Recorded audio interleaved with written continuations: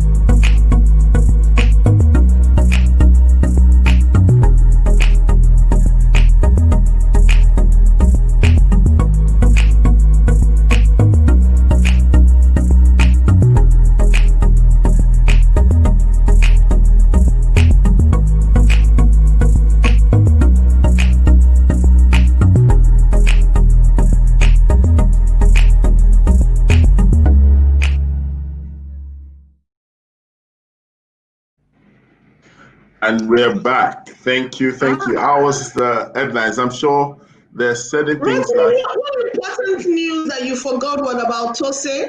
You know, August is meant to be the month that Tose is happening. I think today is, yes, and today is meant to be the opening ceremony.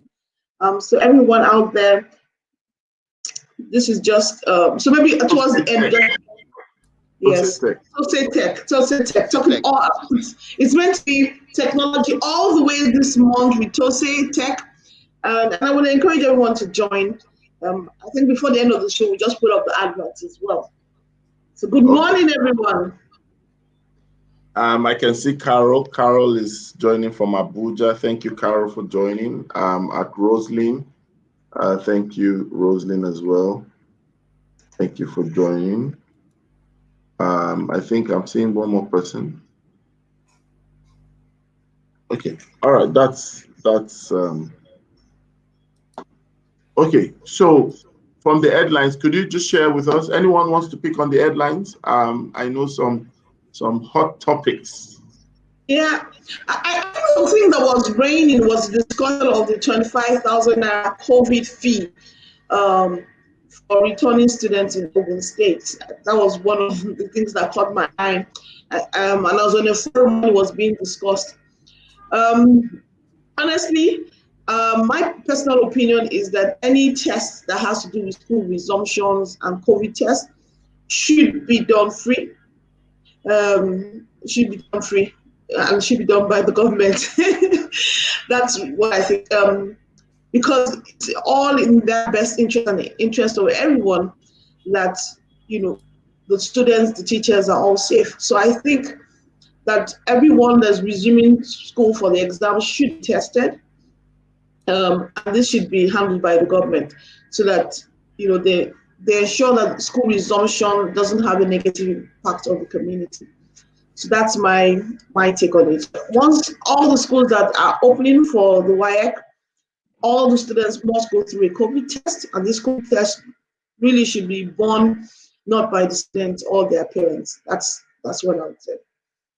Or it's not heavily subsidized by the government. So I think it's important to protest. 25,000 naira, it's not little by any standard. So it's a whole lot. I would like to. It's good that Rhoda is joining because this is something I would like to, you know, get her view on.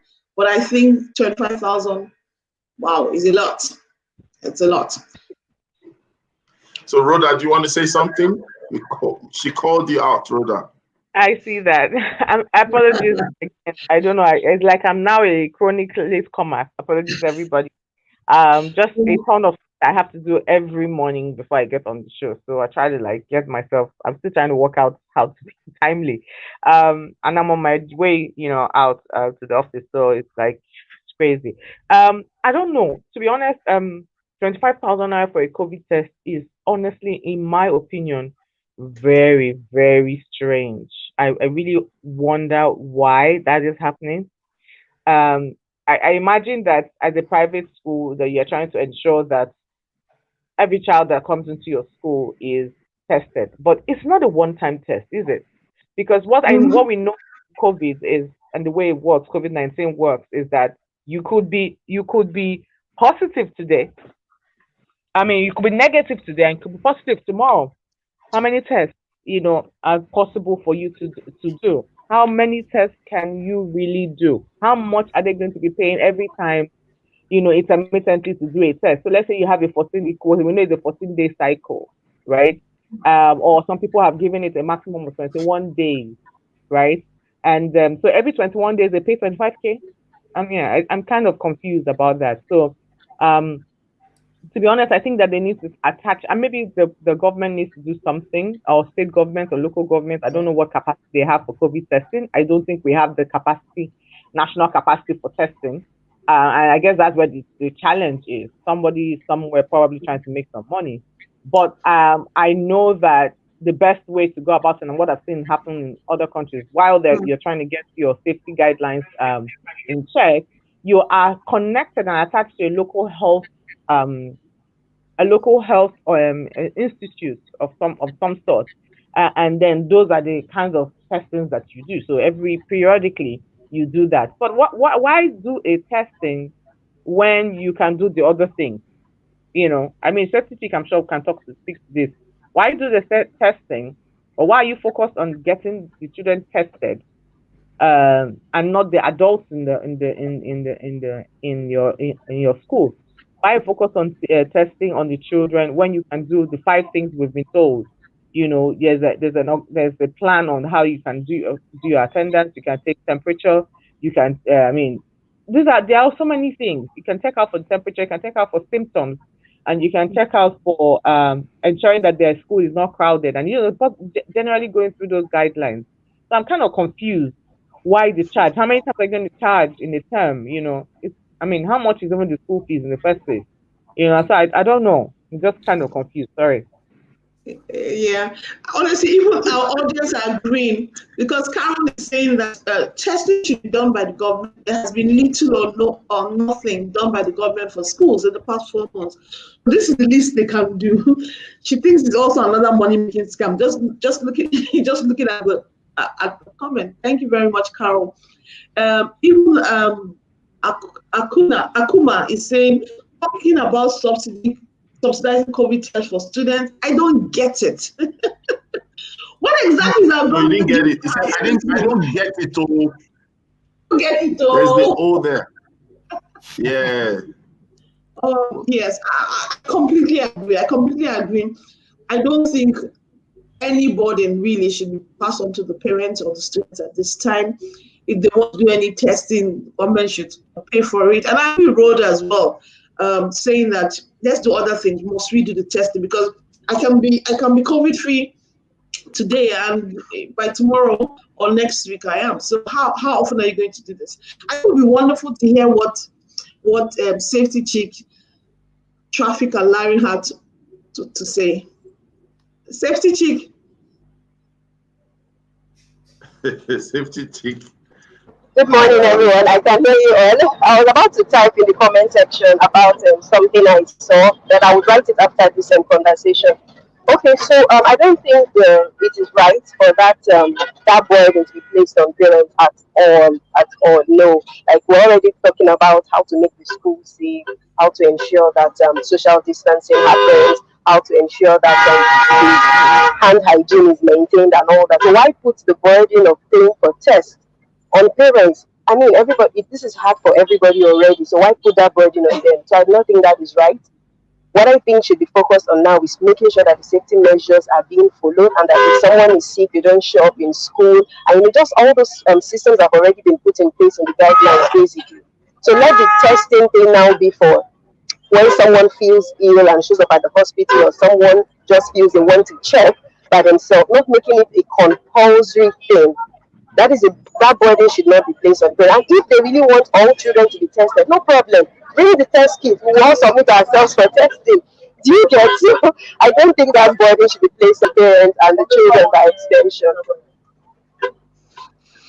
Okay, Akuma is saying the best solution is to get a credible vaccine so that life can continue. Well, that's the best solution, but we're not there yet. Jude. We can't wait for vaccine anyway. we can't wait for vaccine, because vaccine can take forever. Does it mean we'll wait forever till we get a vaccine before we can continue our life? Something has to be done, and something has to be done fast. So waiting for a vaccine is not the solution. There should be other better things we should do other than waiting for a vaccine. Okay. Rotimi, let's take one more comment. I like what Carol is saying. She says she would like to hear the panel's opinion on the viral video of the doctor that was making the headlines the whole of last week. Yeah, I saw that video. Well, before we say that, there should be a caveat. We are not doctors. We are not near doctors. Maybe we are doctors of facilitation of knowledge. That video was banned on Facebook video was banned on Facebook, though it's still allowed on YouTube, but it was banned on Facebook. So Jude, what's your own? We all have to be really careful at this time. We all have to be really careful at this time to speak to anything categorically. Most especially because that is not our area of expertise. So I do not think, because this is a Good Morning Education show, right? I do not think that we have to make specific statements on that. But you know what thing we can do? You know what thing we can do? Yes. We can ring the bell of blessing.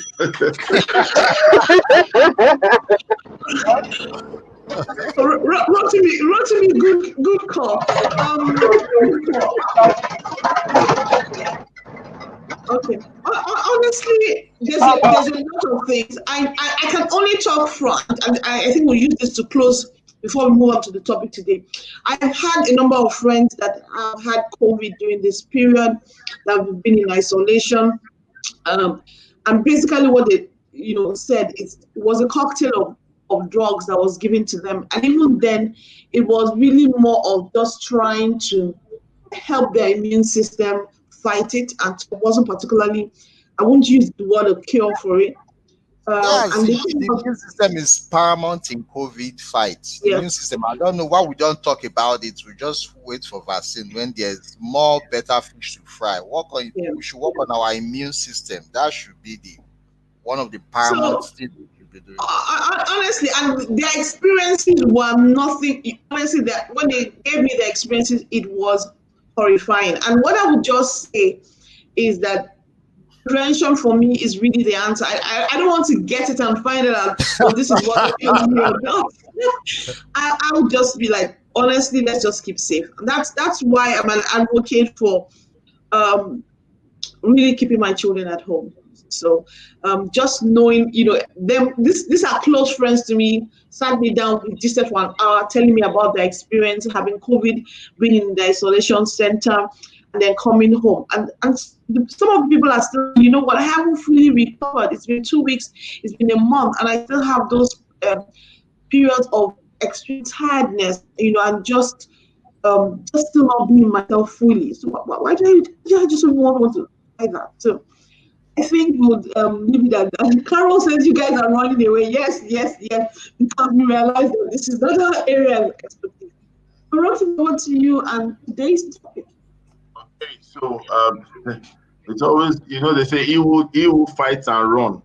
You always fight again and win. This time, win. Just a matter of time. Yeah. So let's just get to the matter of today. And interestingly, it's TOSE month. It's TOSE Tech month, and it's technology all the way. And we are speaking about online learning, the good, the bad, and the ugly. And we're going to tackle it from every form of perspective today. And I'm excited that we have able hands in the house. Jude is a tech expert and advocate. Titi is also a tech advocate and expert. Safety Chick is a safety tech expert and advocate. And I'm a tech moderator and advocate. Does that sound right? It's fine. It sounds cool. And Jude, by the way, Nana is online. Oh, welcome, Nana. All right. So who wants to have a go? Let's start with Titi. So we're looking at tech, all shades of tech, especially online learning. Yeah, I will start with the good, honestly. Let's put out some positiveness there. For the first time, we've had a fantastic focus on technology. We've been saying it. How do you prepare your children for the 21st century? Technology is important. For the first time, I will say that we are living it. So for me, that's been the good. So people have realized the importance of technology. People have had to immerse themselves in it. Schools have had to go beyond this, just saying it, actually living it. teachers have, for the first time, been pushed out there, out of their comfort zone of, just in front of the classroom and the blackboard to actually try technology on a large scale. So for me, that is good. I believe that for those that have tried it and seen the advantages, it's something that they will continue.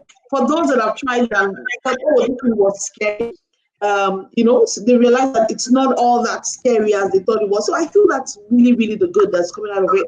I'm hoping that would allow us to continue to make technology a critical part of our lives at home, school, and all that. So for me, that's the good, and the bad.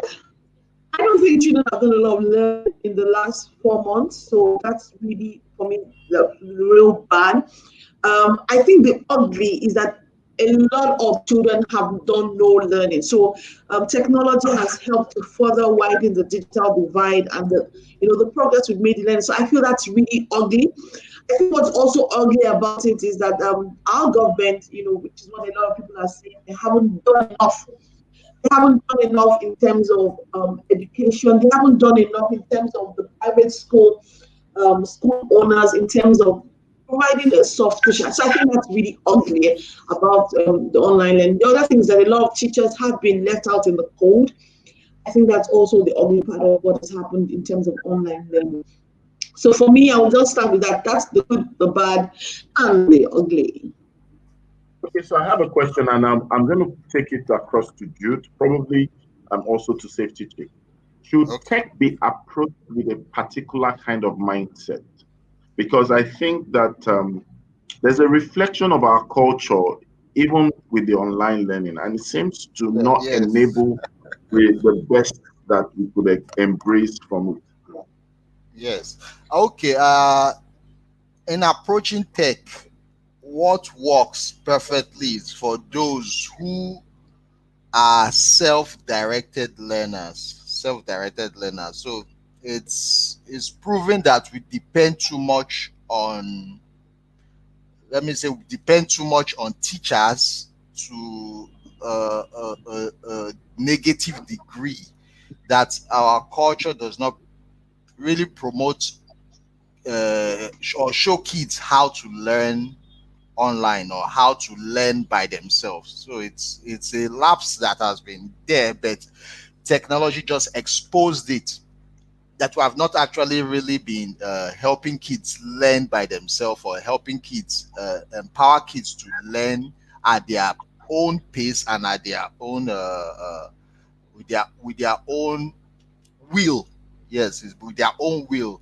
Because sometimes you see it's difficult even for teachers. It's very difficult for them to just pick up a tool or go online, research a tool and start using it or start exploring it. It's very few teachers that have that skill, because it's not a talent, it's actually a skill.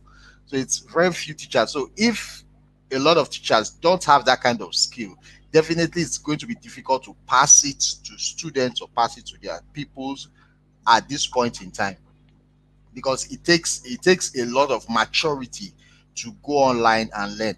I'll give you an example. There was a one of my students. He opened a YouTube channel for gaming and all that, and I kind of watched the YouTube channel, and I could trace him that he has always been a self-directed learner.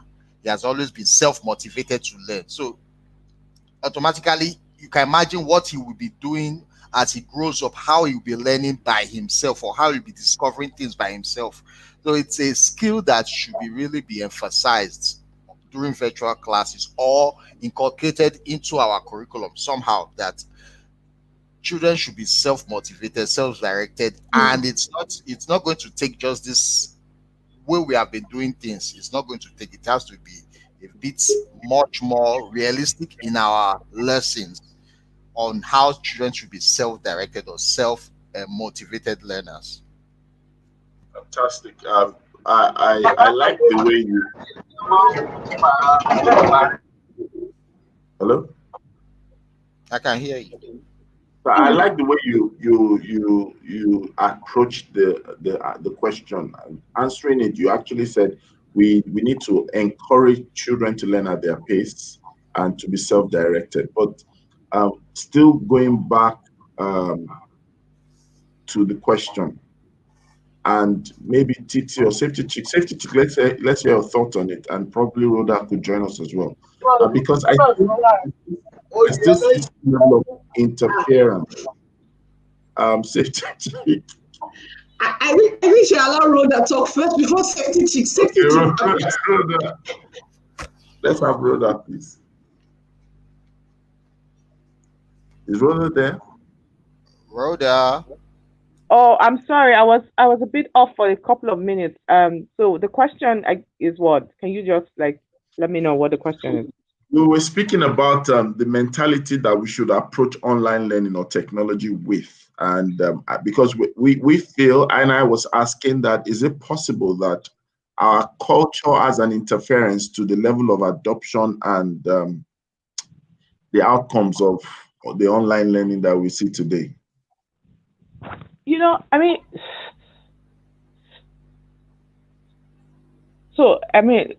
question around whether our culture has, there's a culture shift that needs to happen.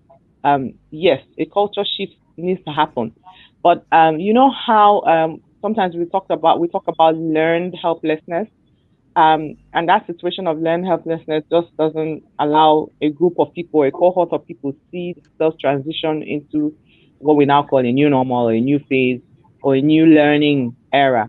But look, whether we like it or not, online learning is the way forward.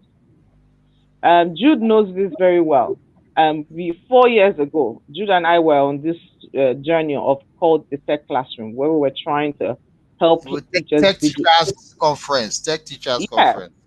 The Tech Teachers one. I remember when we did the Tech Classroom as well. And with them, we talked about everything from remote learning, blended learning, digitizing your learning process, and all of that. And that journey was one that we spent a while doing it. And at that time, I remember I used to say to teachers then, and say, you know what, there will come a time when school will no more look like the way it is. There will come a time when children would be coming together in school for social reasons. My school might even look like social events, for sporting events, twice a week, while the children are taking their lessons remotely, online. And that time has come because COVID has forced it to happen. Albeit that in the public space, it's going to take some time to happen, because of course we have infrastructural deficits and we have, of course, quality gaps. But then the truth is that online learning is there. We just now have to look at what's good, what's bad, what's ugly, try to eliminate the bad, try to minimize the ugly, and amplify the good. And that's because there's no way. Even when it comes to learning outcomes, we have seen quite clearly that the strategies teaching online can be as effective, or in some cases more effective, than even the actual physical classroom. And I would say that with some caution. And that caution is that you are implementing it very well. Because when we say things that we do normally in the classrooms, like chunky lessons, a lot of teachers don't chunk lessons because they feel that they are physically present for that lesson. And so they just deliver on lessons like that. So when we talk about chunking and scaffolding, these techniques are supposed to be in everyday classrooms. But that's what digitization of experience forces you to now do. And forces you to now see from the eyes of the way children can learn. And so now you know that you need to take some brain breaks. People don't do it in the actual traditional classroom, but that's what it's supposed to be. Because brain breaks allow children to do even more, to take a breather. We're not talking about, background knowledge. How is it important in helping a child to get the main idea? All of these things are traditional classroom methods. But now with the online learning experience, you are now forced to implement on those techniques. I'm not sure if I answered the question though, but these are my thoughts, my early thoughts. Okay. Everybody's quiet. Yes, I agree with Rhoda. Because some of the things we have been escaping in classroom some of the teaching techniques we have been escaping in normal classroom. If you do that online, it will be obvious that you are not even a teacher. And it will be obvious that you have no professionalism all this while. So automatically, teachers have to be careful. Teachers have to be very intentional with how they deliver their instruction. And every mistake you make online can actually be amplified, can actually even numb the lesson you're trying to teach, because the student might not even understand what you have done. And that's where you get parents. Thank God parents are always, especially parents that pay school fees online and all that, they are always on teacher's neck. I don't like the way you deliver this. So automatically lots of the things we have been hiding in classroom is now more exposed online. And definitely it's time to step up our game as teachers too. And that's a good, honestly, Jude. Yeah, so I look at that as a good. You know, sometimes for you to get better is that, you know, the areas for improvement are obvious to you. And it's a good. Online learning really shows that you cannot just do presentation slides and be reading from your presentation slide. No learning is good. So it's amplified where there's, and we will hope that schools will work on this area of gap. So I agree. You know, it's a good. So I don't even look at that. I look at that as a good. You know, so maybe that would help us evaluate. Just that the way that's been exposed, shocking. Okay, I think Safety Chick is saying something. Okay, so for me, I would say that the online learning thing is a good thing because it means that knowledge is able to get farther because you're able to reach more people. However, we just have to put structures in place so that all children are carried along. Then the bad aspect of it is the safety angle where it might end up affecting the health of the children and the teachers themselves.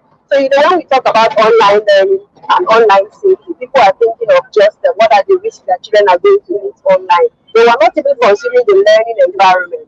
If you all remember, the very first time when a lot of schools resumed online, we saw a lot of pictures on social media, children at their parents' workstations, children at all sorts of dining tables in the areas that did not suit their size and all that. The problem with that is if children are going to spend long periods learning and they're not in the comfortable posture, they're not using the right furniture, over time it's going to cause challenges for them. So it's either going to affect their body, it's either going to begin to affect their eyes, because again, furniture is one angle of it, lighting is another angle. So I want parents to be more conscious of these two particular things when your children are going to be engaging in online learning. Is the screen too bright? Is the light in the room hitting on the screen and reflecting back into their eyes? Is the furniture available appropriate? And again, it's not just for the children, even the teachers. Teachers could get carried away with the fact that they're trying to pass on knowledge and they're being in the wrong posture for long periods. Or maybe they do not even have the right furniture at home to provide online learning. So I always say that you may not be able to buy new furniture and all that, but you can improvise with what you have. Make sure that it is comfortable so that over time we are not having health effects. Because many times in safety, people only see all the accidents that can happen. People forget about health effects. And health effects is a problem because it doesn't show up now, then it might show up later. So we really got to be careful about that when we're talking about online learning. I'm sorry for all the noise in the background. I love what Chick is saying. Honestly. You know, which is why I'm talking. Why this topic is really relevant, because when we say online learning, the good, the bad, and the ugly, there is the bad, and the bad parts are included, which Safety Chick has highlighted. You know, all the safety of their eyes, the posture, and all of that. There's also the disadvantages. So we have certain disadvantages, like, you know, student feedback is the limitation of student feedback. Because with the online learning, that can be a challenge. Online learning can also cause social isolation, right? And it requires everyone to help children understand what it means to be self-motivated and time management skills. So these are some of the dangers. It's also, to a large extent, like makes a lot of people, or makes children, even teachers themselves, lack communication skills, you know. And again, the big one, which is assessment. How do you assess effectively in the online space? But these are the things that challenge that online, or let's say the bad or the ugly, challenges traditional traditional actual school experiences or school learning experiences too. Because if we look at it critically, even with our regular school back to school days, our feedback system or feedback cycle, the loop was really weak. The way we assess children was also weak. Even though, of course, you could see that, it's better and stronger when the children are physically, you can reduce cheating and things like that. And many children felt isolated even while they were in school, physically. So when we talk about inclusion, people think it's always only about children with special needs and maybe of dyslexia, of all kinds of or disabilities. There's some children that were socially excluded from school. Yeah. So this or the online learning experience was forcing us to do it better, also forcing us to do it better in traditional classrooms. So it's a challenge for us, all of us. The online learning, the good, bad, and ugly. We also have the traditional physical brick and mortar school, the good, the bad, and ugly. Fantastic. So let's just head over to the comments. I'd like Titi to do us the honors. Titi, please read comments, and then I'll bring my round 2 of questions. Nana, good morning, Nana. Special morning to you, Mr. Prophet. So Mr. Prophet knows himself. This is greetings from Nana. Nana, which maybe I should join.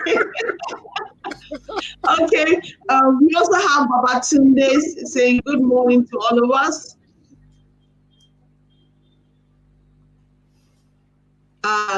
Good luck, Ayadi. Good morning, all glad to be here. Thank you, good luck, for always joining us every morning. We're happy to see you as well. I won't take out the comments we are saying, but honestly, this comment saying that we must empower children to self-learning is true. I like this good luck's comment to Jude's response about we don't have the culture of children learning on their own. And he said that I once asked an Israeli friend how technology became a major part of their country, to the extent that it is their major source of revenue. And his response was that they made it part of their culture. I agree that we need to have a major mindset of making technology part of our culture. Can I also add one thing that the Israelis did that they've added to their culture that is really great? There's a culture of when you fail, it's not such a bad thing. So people know that when they fail, nobody's going to look down on them, nobody's going to throw them away, and it makes them more innovative. So that is why at really young ages, because they failed early, they're now doing a lot of successful stuff. So that culture part is really, really great. Yeah, thank you, Safety Chick, for that. The culture of it's okay to fail. So it's not a thing. You mustn't all get there at the same place. Yes, but let's take some more comments. Skip the comments from us. Our blessing is saying good morning to all of us. Good luck again is saying, as Jude said, until online learning becomes an intrinsic activity rather than extrinsic, it may not be fully accepted and adopted. And I agree, but luckily COVID is forcing that, it's forcing that. Nana, I need to follow the way. Nana says that self-motivated learners, Prophet 2020. I totally agree that the curriculum should be updated to improve our test for learning and research.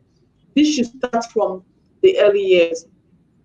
Yes, Nana, we agree with you. Online learning is the way forward. It is the way forward. But we need to also understand the good, the bad, and the ugly. Yes, we need to eliminate the bad, minimize the ugly, and elevate the good. Honestly, that's something we need to quote. I like that quote from Rhoda. Nana is totally agreeing with Rhoda. She says, I had a lecturer who always emphasized the importance of shaping children out of the habit of learning helplessness. It eventually becomes habitual, if not handled in the early years. It creeps into our behavior when we are not taught proper self-regulation, self-motivation. Yes. I think it's also something that the parents need to help in this, so that you're not quickly coming to the help of your child, and the child knows that he just needs to show that he's helpless. Blessing is laughing. It's so true. Loopholes in the classrooms have been exposed since online learning started. It really, honestly, the exposure was like so it was proof. You could hear the feedback from parents. I'm telling you, they were like, about teachers. Even in this our high-end schools, my goodness, Innocent, you're so right. The exposure was like kilo J. Thank you, Innocent. He's saying that, Rhoda, you're so right. Akuma is saying the good side, which is what Rhoda is saying. Let's elevate the good side. The good side of the pandemic is pushing us to what actually 21st century and teaching Generation Z is all about. Digital learning has come to stay. Even after this pandemic has come and gone, like the past ones also did, physical and online classroom has come to stay. I keep giving kudos to schools like Cedars Montessori School, Sulere. I hear a bias. Never knew they were all Z generation to our first online learning. They're exceptionally making the paradigm shift. I appreciate this discussion. And I think we need to, make the bell of blessing into all the schools that were able to quickly make the shift, honestly, to online learning, be able to, stay afloat and do it well. So at the end, because parents can say, you did it well. This is why educators need training in e-learning and instructional design. I agree, and it's not just rushing to the tool, Nana. Rosalie is agreeing. It's not rushing to the tool. It's being able to incorporate everything, end to end. Rosalie Egbo is saying well said. So we're thanking everyone for joining. Maybe we'll take one or two comments before we go back to the topic at hand. There is the bad that we must be. I really like how Safety Chick brought us back to the bad. The bad in terms of safety, in terms of the health, both physical, mental health of the children, in terms of the children that are suffering due to the lack of social interaction. So it's something that we also need to be aware of as parents, as educators. Okay, can I also add something? Yes, yes. Okay, so now another risk with the online learning is the fact that as the children are learning online, there's a tendency for them to digress from what they are learning to other areas if checks are not in place.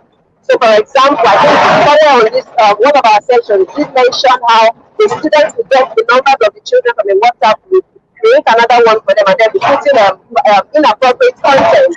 So there are three major kinds of risks that children could face. There's content risk when these children are being exposed to inappropriate content, traumatizing content, and then there's conduct risk because maybe as they are online, people are going to try to bully them or sex them and things like that. And then there's contact risk. So in the course of online learning, a lot of people are advocating for children to use online games. Some predators are going to these online games and acting as children to build a rapport with our own children. And if we have not trained our children ahead, we don't tell them about boundaries. When we begin to have those kinds of conversations, and when somebody is asking them, have you had a boyfriend before? Have you kissed before? They won't know, and then they will slide into conversations with people they are not supposed to have those kinds of conversations with. And so that is why we must always prepare the children before we throw them into this world, so that when they experience those things, they are more informed and they can act. Honestly, safety, that is a very valid point. I think as we do online learning, every school, if they're resuming for the new term, they should start with online safety all over again. Every parent, if you've not had that discussion, you need to have that discussion again. Honestly, I've had that discussion with my children a number of times during this holiday. Not sharing, information, not befriending people they don't know on online. Realize that not everything online is real and it's the truth.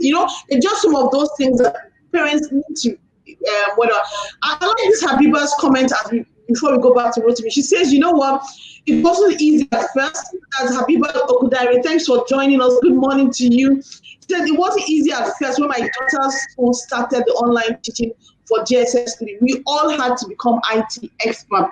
But I can tell you it was worth it. Honestly, even the parents have had to up their games in terms of IT. All of us have had to have a shift. And it's something that will be of value to us. It's not going away. I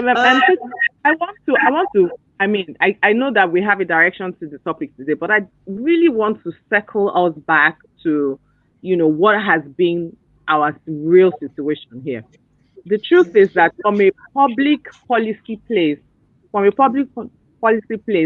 and generally as what we have always known to be the brick and mortar traditional school, actual versus, this is not actual versus virtual now, actual schooling experience has not led us to outcomes. Ultimately, what we have been talking about is, or what every educator should be looking for, is learning outcomes. And so if the learning outcomes are challenged, whether it's brick and mortar or online learning, we still have a problem. Look, we have not gotten it right yet, even with the brick and mortar school setting. A lot of what we're talking about, the statistics is talking about, how many people even discuss about the posture of children in the classroom, actual classrooms? How do we even look at how they socialize or how they manage them? Yes, there's a higher level of adult supervision in a more organized, structured manner. But I really want us to know that whatever excesses we had in our brick and mortar method, we are still going to permeate in the online learning method. So we need to make sure that they both are working in tandem to ensure that not just because you think that you can when you're applying a remote learning or blended learning, that you can do it better when the children are in school. No, you may not do it better when the children are in school, because that has been a problem on its own. So learning outcomes is really our target while we are talking about safety, security, and the health of the students. Someone gave me a feedback on Edmodo on the user, and this is not to backlash. All the systems are good. But Edmodo, someone said one of the things about that they don't like about Edmodo is the fact that it increases the opportunity for children to socialize with other children from different parts of the world. That's another problem on its own. And so, even as there's a good and bad to that part. There's good and bad to that part. Yeah, there's good and bad to it. But my goal, I think my thought here is, even the traditional schools have not done it very well when it comes to content, the content. Yes. So whilst we're looking at this better, making the online learning experience better, I hope we don't lose sight of making the traditional brick and mortar school a better experience towards larger learning gains or learning outcomes. I think now. Yeah, okay. I like that you brought us to that direction, because when I look back at what for the schools that are ending, the third term online learning, what has been the learning outcome? And it's the learning outcome that is beginning to show the bad and the ugly. Okay. There was a debate last week saying, should schools grade this third term? And in the end, based on the schools that have done some bit of grading, the results have been woeful. The results have been woeful, which means that a typical A child that maybe has been getting A grades this time around got grades like C's and D's. So it shows that the learning, and I'm not talking about public schools, I'm talking about private schools that have done this online. It shows that the term, can tick it and say we did third term, but was the learning outcome achieved? The answer of that is no. So I agree that as we look at these things, when the learning outcomes were faulty in brick and mortar, online has magnified that. And in the end, we must ask ourselves, what are we trying to do? Are we trying to walk through the term and tick the boxes, or are we trying to ensure children are learning? So when we resume the new first term, what should we really be doing? Should we really just say, let's start the new first term? Or should we say, we didn't quite finish. We didn't quite achieve the learning outcome of the previous one. So maybe we need to first of all take time out to start that before we run into the next thing, because it's a continuum. It is not, you might break it into term, but in the end, what is the learning objective? Because if the foundations that were meant to be built in our faulty, it will show later on when the house is done. So thank you for bringing us back to that. Though we know have only 5 minutes. What if you over to you? Now it's over to me when it's just how many minutes? You mean I'm ringing the bell for myself. Anyway. All right. I'll just want to say this, right? Which is what I was trying to lead to the question about our culture. Now, think about it from this perspective. It simply means that the online learning, the good, bad, and the ugly, is not just a descriptive to the issue on ground, because with all the clamor to resume and get back to school, and with all the theatrics around the online delivery and stuff like that, are we racing towards routine or we are racing towards results? Because if we want to look at it from the angle of what you guys have been saying, it means that we're taking what has been offline and we're just transitioning it to online. So it's just a dumping, it's swapping. Yes. You know, so how do we ensure that we need to begin to emphasize that this is the best opportunity to pursue results in learning, in education, in teaching, in such a way where the transitioning is not just a shift, but it's also a result in reality. Because another thing, and I would like us to address that, is because when we see this happen, right, where is the place of quality control? Where should we, how do we know we drop the ball or we don't drop the ball? Because Rhoda said it, even in the traditional setting, offline school, there's still a lot that we are still trying to deal with. At this point, the foremost thing we should be working on as instructors online is our instructional design. The truth is that there's how you design an instruction and it will minimize cheating. There's how you design an instruction. I've practiced with that. There's how you design an instruction and a child will be the one doing that. The parents will not even know how to even help the child in terms of cheat with the child or help cheat for the child. So instructional design comes in very, very important at this point in time. When you are designing your online instruction, you have to be very creative in terms of looking at the loopholes and trying to make sure that it minimizes cheating and it helps the child become more self-reliant. Because now it's not going to be your lesson notes or how you have designed your objectives and all that. It's going to be how creative you are as an instructor to design that lesson that it brings more of the child and less of any other thing, that any negative thing is reduced. And I've actually clamored for, in the past, I've clamored for a special internet for education, which I think could be possible, that we have a special internet for just students and teachers that is not mixed up in all the other parts of the internet. So that's could also be what we'll have in future, where we have a special internet for just education. Anything that happens there, you don't see anything secular. It's just based on this child and the teacher and what they are trying to learn there. Yeah, it definitely has to be a multi-sectoral collaboration for education to thrive and succeed in this country and in sub-Saharan Africa and beyond. It has to, and it has been like that for climes where education is taken seriously. Education does not work in silos. So it's definitely a multi-sectoral approach that we need to have in going forward. But even more importantly, to what you're talking about evaluation, the evaluation process, assessment. You see, there's going to have to be the shift, even by bigger agencies, big organizations that have been in the world of assessing children for learning outcomes purposes, or for results purposes. You would see that shift happening, believe me, with the IGCSEs of this world, and you see all of those, and hopefully with our own GCEs and all of that. The shift from qualitative assessment to the shift from quantitative and numeric for assessment to qualitative. Questions like when, those days, some lecturers, they will tell you open book. Oh yeah, answer my question, and open your textbook to answer the question. And so that's the kind of thing that then maps itself back, trickling back to the way we teach traditionally, whether it's online or offline. How do you get children to be thinkers? So it's not your questions no more about the what, but about the whys and hows.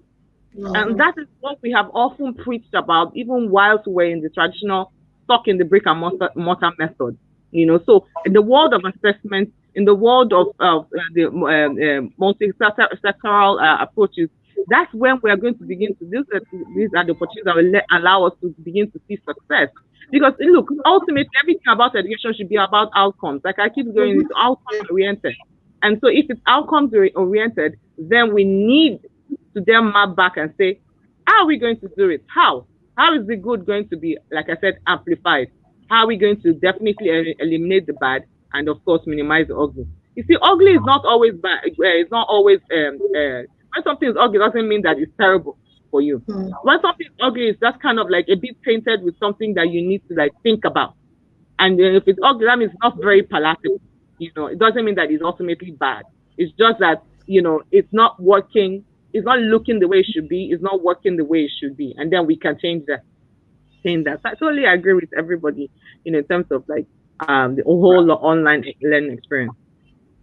I also think that we do not necessarily handle feedback well in the sector. It's like we don't even make provision to ensure that we continually get feedback in the sector, because all this that we've said today, really, I didn't even think we were going to explore this angle, but all that we've said today is just a call for reflection, where we need to ask ourselves, are we really, really ready? Are we serious about what we need to do?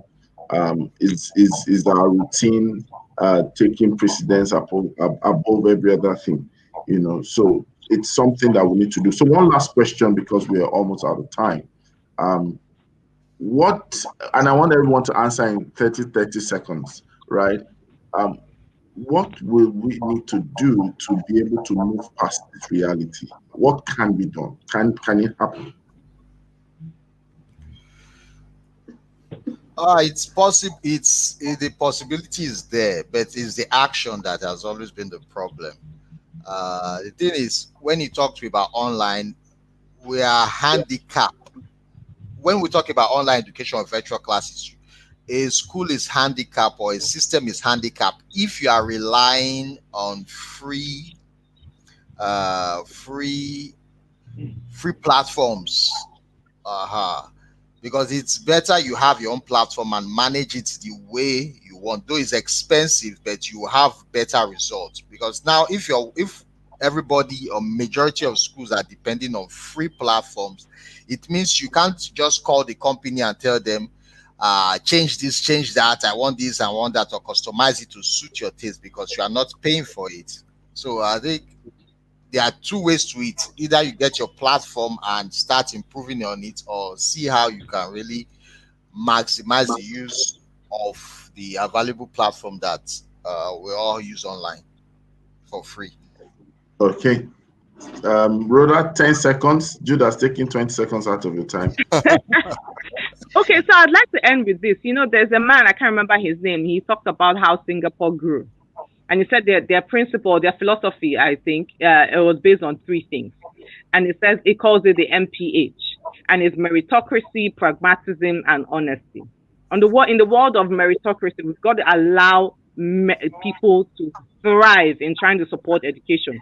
The people who know how should be allowed to work it out, because there will be the public sector approach and there will be the private sector approach for those within economic brackets. So we need to make sure that works. So that means that education must not work in silos. We must use all of the tech and the health and all the departments that will help education to move forward. That partnership has to happen. And that has to happen on meritocracy. People who should be allowed to do the job. The second one is being pragmatic. Look, there are digital offline solutions, which we know is the solution for Nigeria for today. because we're not going to hand devices to every child's hand, and we're not going to hand adults in every child's home. So there are digital offline solutions that need to be used, maximized, and amplified. So I hear about a radio, right? But guess what? Radio has a limitation. It has a limitation because there's no playback. So the budget if it was possible for radio to record, if it was possible for radio to record, it would have been better.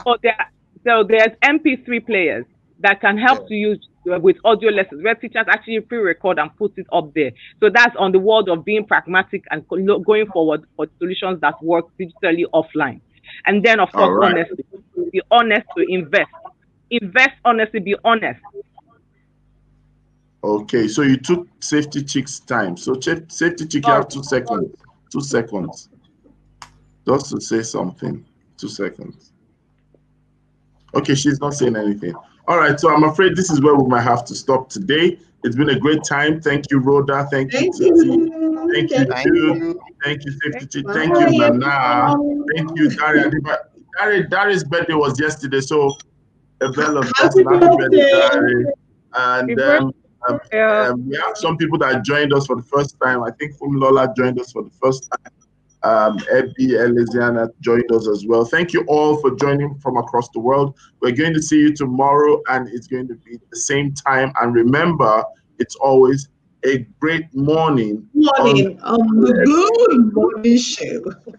Thank you very much.